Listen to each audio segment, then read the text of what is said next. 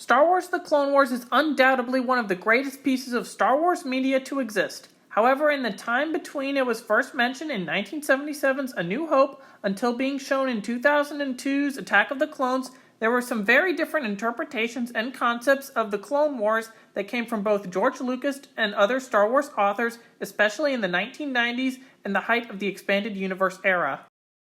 To start, in writing The Empire Strikes Back, George Lucas initially decided that the character of Lando Calrissian was going to be a clone that came from a planet of clones which had caused the Clone Wars that were mentioned by Obi-Wan Kenobi in A New Hope. However, this idea never came to be and we got the Lando Calrissian that we all know and love today.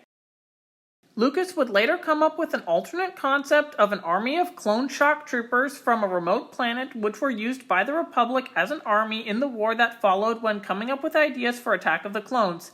However, neither this concept nor the idea of Lando being a clone came to be in other elements of Star Wars media such as comics and novels which took a very different approach to the Clone Wars than George Lucas had. No author was actually able to write Clone Wars stories in the 90s, but they alluded to the Clone Wars a lot and made inferences to when, where, what happened, and how the war was fought. The general rule for the expanded universe in the 90s was to avoid direct statements about the Clone Wars, but that didn't stop some authors from giving their somewhat approved visions of the Clone Wars. The most common theme of these 90s pieces of Star Wars authors' interpretations of the Clone Wars was that mad cloners launched an attack against the Galactic Republic, which fought with an army of regular forces, and it's also not very clear how the Empire came to be or what the definitive role the Clone Wars had in the rise of the Empire. However, some took the viewpoint that the cloners were attacking a benevolent empire which turned evil as a result of the brutality of the war. But most took the idea that the clones were attacking the galaxy that was under the rule of the Republic.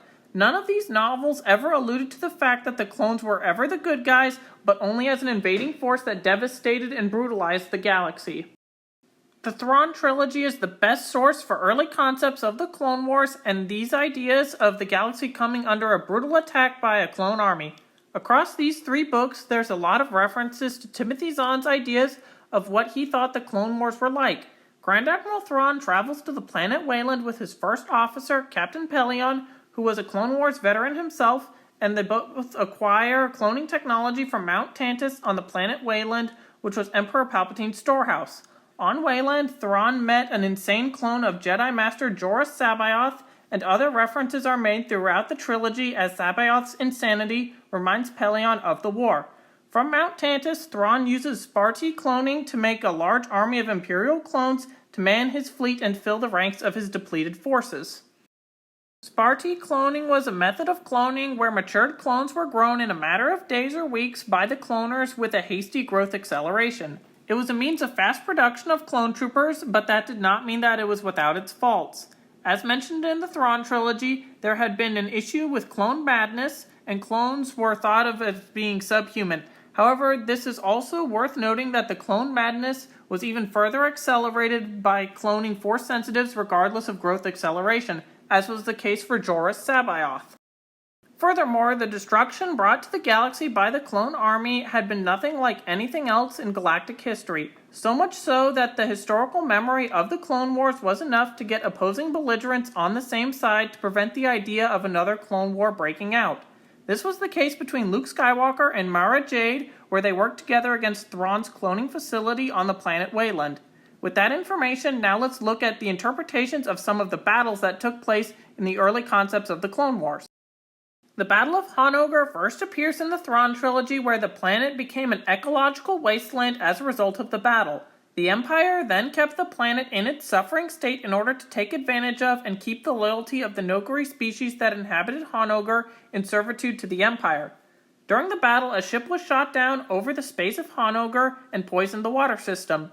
In the Star Wars Republic comic book, which came out in the 2000s, information was added to the battle to keep it in continuity with the actual Clone Wars. The ship that was shot down was a Lucrehulk that was loaded with trihexylophene 1138, which was basically separatist mustard gas. It was also believed that the battle, and therefore the Clone Wars, had taken place around 35 years before the Battle of Yavin in Zahn's books. As a side note, a lot of authors had a wide range of thoughts regarding when the Clone Wars took place, with a majority ranging from over 40 years to 30 years before the Battle of Yavin. They also didn't know how long the war had lasted, so it was hard to make any kind of accurate references to the war regarding time. All they really had to go on was the fact that Obi-Wan was old by the time of A New Hope, and they really didn't know how old he exactly was. Now back to some of the battles. The Battle of Drayton was described as taking place 37 years before the Battle of Yavin and in the Drayton Nebula. Both factions were fighting over a lack of Stygium crystals, which was a material that, when properly energized, could render a ship invisible to almost all scanners, so you can see why it was considered very useful. During the battle, the Republic had over 100 Jedi, and all forces within the battle mysteriously disappeared, and it was declared that there were no survivors and nobody won. After the battle, the Empire set up a mine and research facility to develop the TIE Phantoms, which were pretty much just invisible TIE fighters. So far, you'll notice that I haven't mentioned Obi-Wan Kenobi and Anakin Skywalker yet. Well, that's because nobody really touched their characters when making Clone Wars references in the early years of the expanded universe. All that was known about them in these Clone Wars concepts was that Anakin was a great star pilot, great warrior, and to have fought side by side with Obi-Wan for the duration of the Clone Wars. There's nothing about Anakin becoming Darth Vader during or after the war. The Republic Navy during the war was made up of Dreadnought-class heavy cruisers. One such fleet was the Katana fleet of 200 cruisers, which was lost 45 years before the Battle of Yavin.